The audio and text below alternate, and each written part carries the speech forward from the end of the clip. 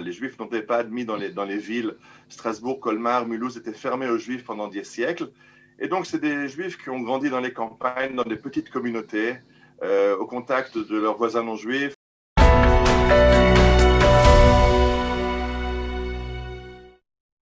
Ariel Assaf, bonjour. Bonjour Cathy. Ravie de vous accueillir. Alors la dernière fois qu'on s'est vu, on crapahutait sur les tanks, voilà, près de la Trône.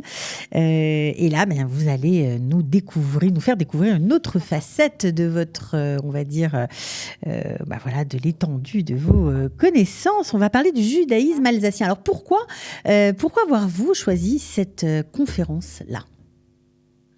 Eh bien, moi j'ai grandi à Strasbourg, d'origine moitié alsacienne, puisque j'ai l'habitude de dire à mes groupes que je m'appelle Assaf, mais c'est une tradition familiale de changer de nom à chaque génération. Donc moi je suis Assaf, mon père était Josso, mon grand-père était Joskowicz.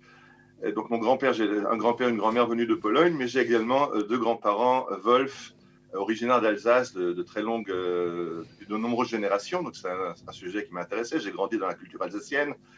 En général, mes conférences portent plus sur Israël, sur l'histoire d'Israël. Cette conférence-là, je l'avais préparée il y a 8 ans pour être plus exact, à l'occasion du premier Yahrzeit, du premier Askara de ma maman. Ma maman alsacienne donc pour la première anniversaire, un an après son décès, j'avais fait cette conférence. Elle a été faite plusieurs fois et avec beaucoup de succès. Gérard Soufir, qui l'a entendu, m'a demandé de la proposer aussi sur Kalita. Voilà, alors c'est important parce qu'on dit toujours que les juifs alsaciens sont des juifs totalement à part. C'est un judaïsme tout à fait, on va dire, très traditionnel, mais en même temps très ouvert sur le monde environnant. Exactement, c'est un judaïsme d'abord bon enfant.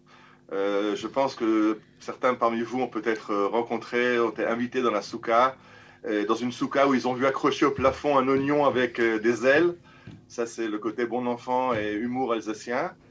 Et c'est un judaïsme très intéressant qui a une liturgie avec lui, des airs pour toutes les fêtes, des recettes culinaires pour chaque fête, une façon de gérer un judaïsme gai, heureux, peut-être moins versé dans l'étude de la Torah que certaines autres personnes du judaïsme. On connaît moins de rabbins célèbres issus du judaïsme alsacien, bien qu'il y en a eu. Certains n'étaient pas alsaciens, mais ont exercé en Alsace, comme le Shagat Aryeh. Le rabbi David Zinsheim, qui était le chef du Sanhédrin de Napoléon, était de Strasbourg.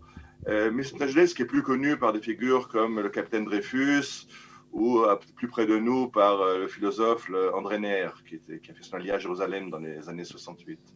Alors, il y a un mélange, vous dites bon enfant, mais il y a un mélange aussi de rigueur qui est très, on va dire, très commun aux Juifs d'Alsace. C'est un mélange de quelque chose de bon enfant, comme vous l'avez dit. D'où ça vient ? Je ne sais pas exactement d'où ça vient. Ça, je ne suis pas sociologue. Il y a Freddy Ethan qui a écrit de nombreux livres sur les Alsaciens. C'est un judaïsme, il faut comprendre, c'est un judaïsme des campagnes, c'est un judaïsme rural. Les Juifs n'étaient pas admis dans les villes. Strasbourg, Colmar, Mulhouse étaient fermés aux Juifs pendant des siècles.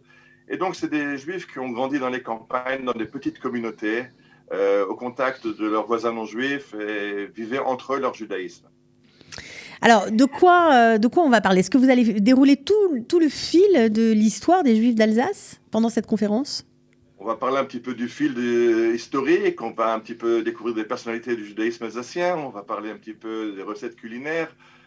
Juste pour la petite histoire, une histoire que j'aime beaucoup. Après le désengagement de Gaza, nous avons un fils, Nehemia, qui est allé faire du bénévolat à Ir HaEmuna, là où les gens de Gush Katif se sont réorganisés. Et puis le vendredi, il attend le bus pour rentrer à la maison à Dolev. Et à l'arrêt de bus, à côté de lui est assise une jeune fille qui attend elle aussi le bus pour Jérusalem. Et mon fils ouvre son sac et en sort des gâteaux secs, commence à manger. Et la jeune fille qui est assise à côté de lui regarde, lui dit « Mais toi aussi, tu es une grand-mère alsacienne ?» Donc, on peut aussi se reconnaître par une tradition culinaire. Alors ça, c'est un peu commun peut-être aussi à d'autres communautés, mais juste pour revenir sur la spécificité du judaïsme alsacien, alors vous parliez des coutumes, de la cuisine, mais il y a aussi la musique, je crois, en partage. La musique, on écoutera certaines musiques.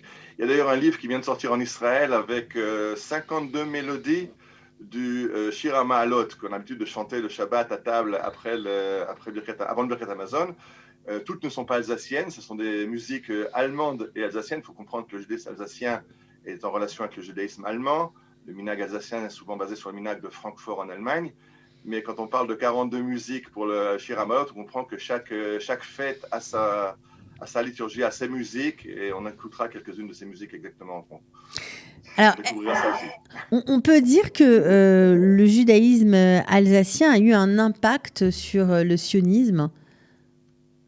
On connaît quelques figures de proue, comme le capitaine Dreyfus, qui était à l'origine de l'affaire Dreyfus. C'était un juif alsacien, donc si Théodore Herzl a été influencé par Dreyfus, alors il y a son influence. La première école agricole du pays qui a formé les premiers agriculteurs a été dirigée par Charles Netter à Mikvé Israël, Charles Netter qui était aussi un juif alsacien. Quand le baron de Rothschild prend sous son aile les nouvelles colonies agricoles de Zichron Yaakov, Rishon LeZion, etc., il enverra des administrateurs. Certains seront alsaciens, comme l'administrateur Bloch et encore d'autres. Donc, effectivement, on retrouve ces Alsaciens dans l'histoire du sionisme. Alors aujourd'hui, est-ce que le judaïsme alsacien est toujours vivace, est toujours fort, on va dire?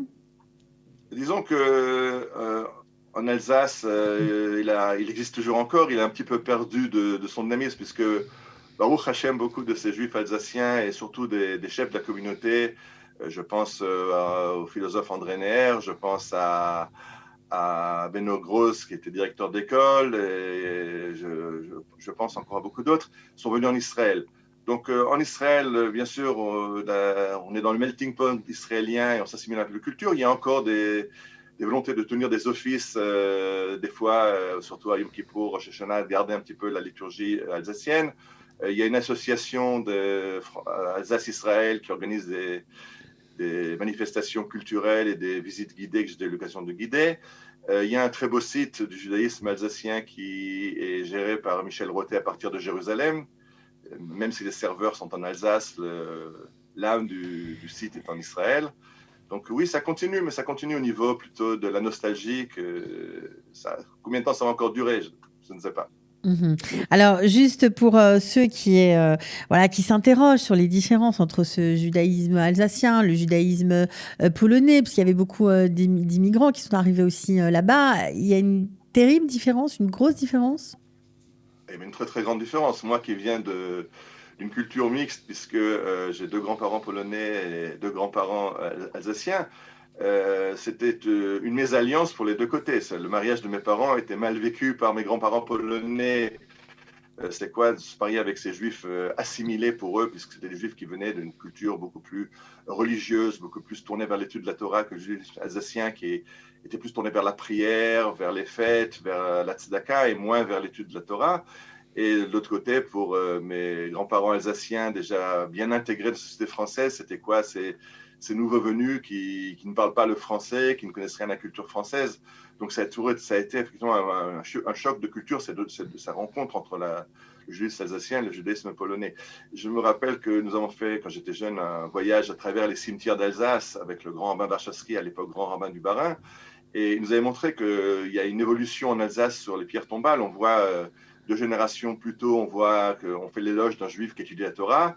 Une génération après, on parle d'un juif qui se levait le matin et le soir pour aller à la synagogue. Et les générations après, on nous parle d'un juif qui faisait la tzedaka, qui faisait des bonnes œuvres, qui va moins à la synagogue et qui étudie moins la Torah. Ok, donc c'est l'évolution donc ce judaïsme alsacien que vous connaissez bien. Vous allez donc, je répète, en parler lors d'une conférence donnée par le centre communautaire virtuel.